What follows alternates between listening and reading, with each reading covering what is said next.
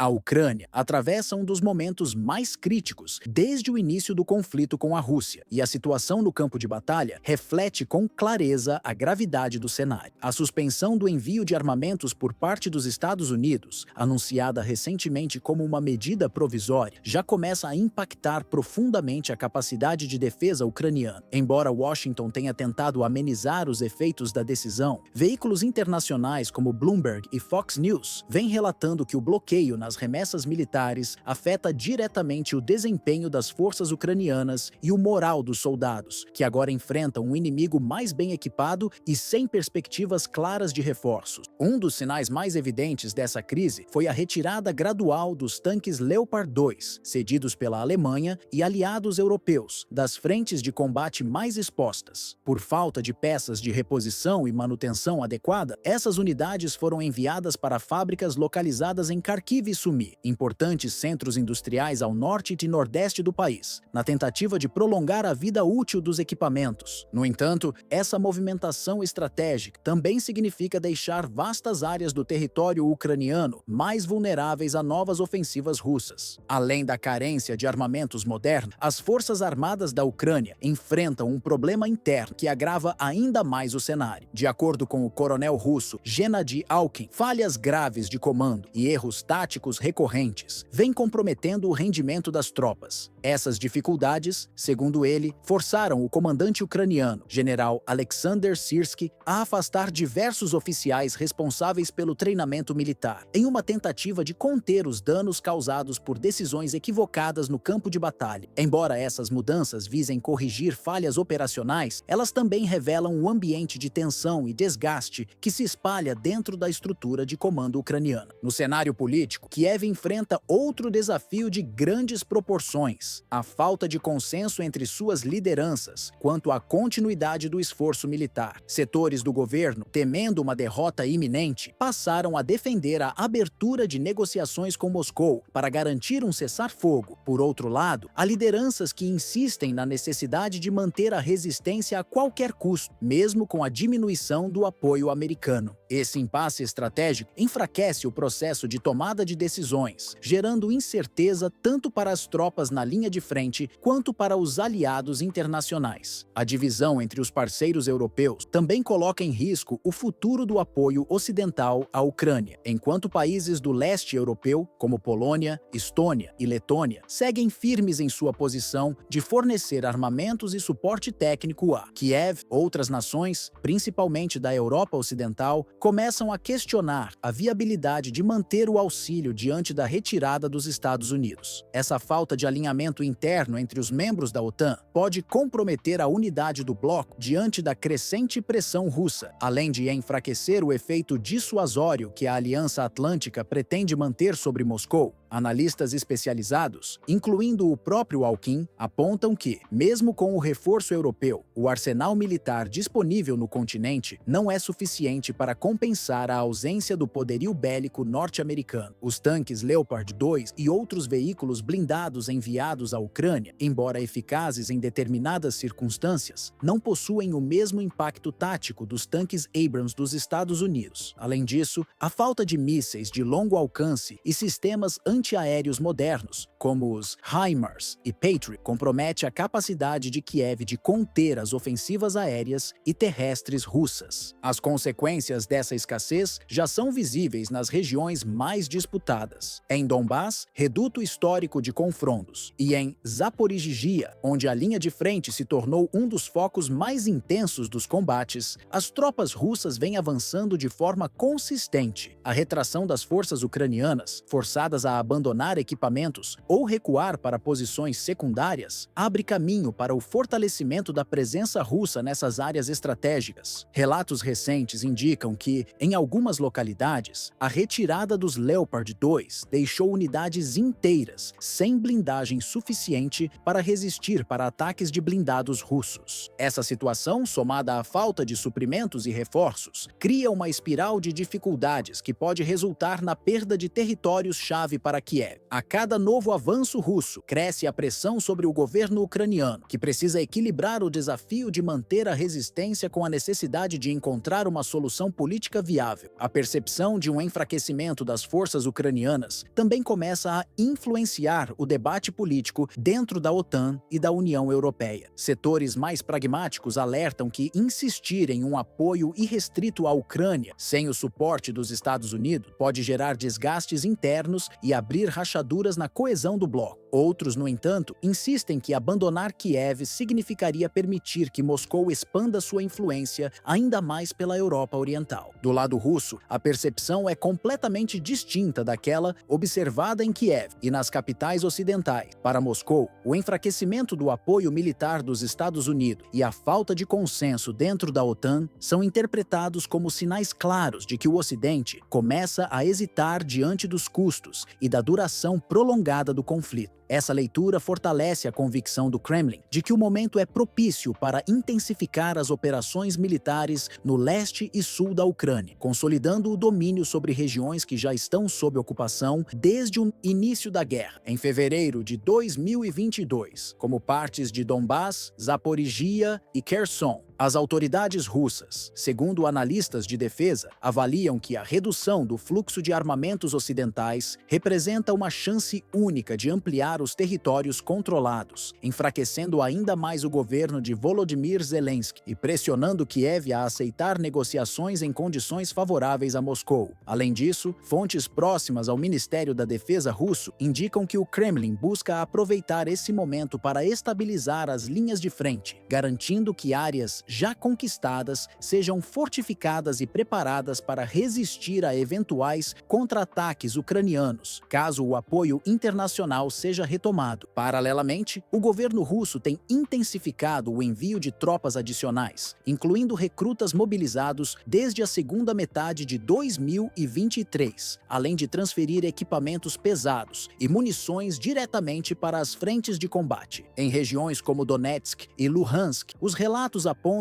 para o reforço de artilharia e sistemas de defesa aérea, enquanto no sul, próximo a Zaporizhia, blindados e unidades mecanizadas estão sendo reposicionados com o objetivo de romper as últimas linhas de defesa ucranianas. A estratégia de Moscou parece clara: acelerar o ritmo dos ataques para aproveitar o momento de enfraquecimento logístico e moral do exército de Kiev. Além da dimensão militar, o Kremlin enxerga esse cenário como uma vitória no campo político e diplomático. Internamente, a narrativa do governo russo reforça a ideia de que a operação militar especial, como o conflito é oficialmente chamado em Moscou, está alcançando seus objetivos, enfraquecendo a Ucrânia e dividindo o Ocidente. Na visão de Vladimir Putin, quanto mais o tempo passa sem uma resposta contundente da OTAN, maior o sinal de que a Rússia pode continuar avançando com custos cada vez menores. Dessa forma, o que até pouco tempo era visto como uma guerra de desgaste, com avanços limitados de ambos os lados, começa a se transformar em um cenário muito mais perigoso para a Ucrânia. A combinação de perda de armamentos ocidentais, dificuldades internas de comando e o avanço contínuo das tropas russas coloca em xeque a capacidade de Kiev de manter o controle de seu próprio território. Especialistas alertam que, se essa tendência se mantiver, a Ucrânia poderá não apenas perder regiões cruciais do leste e do sul, mas também comprometer a segurança de áreas que, até então, estavam fora do alcance direto das forças russas, como o entorno de Kharkiv e as rotas que ligam Kiev a Dnipropetrovsk. Tal cenário não apenas desestabilizaria a Ucrânia por completo, mas também alteraria profundamente o equilíbrio geopolítico da Europa Oriental, fortalecendo a posição da Rússia frente para seus vizinhos e a OTAN. Para os analistas militares ocidentais, o tempo corre contra a Ucrânia. Sem um movimento rápido e coordenado por parte dos aliados ocidentais, o risco de um colapso militar ucraniano se torna cada vez mais real. E esse colapso não seria apenas uma derrota para Kiev, mas um golpe duro para a estratégia de contenção que os Estados Unidos e a Europa vinham tentando manter contra a Rússia desde 2014, após a anexação da Crimeia. Por isso, o cenário atual levanta uma questão fundamental. A comunidade internacional, especialmente os países europeus e os Estados Unidos, estão dispostos a agir a tempo de evitar que Moscou alcance seus objetivos? Ou veremos a Ucrânia perder parte significativa de seu território, reconfigurando a ordem de segurança do continente europeu? A resposta a essa pergunta definirá não apenas o destino de Kiev, mas o equilíbrio de poder na Europa pelos próximos anos.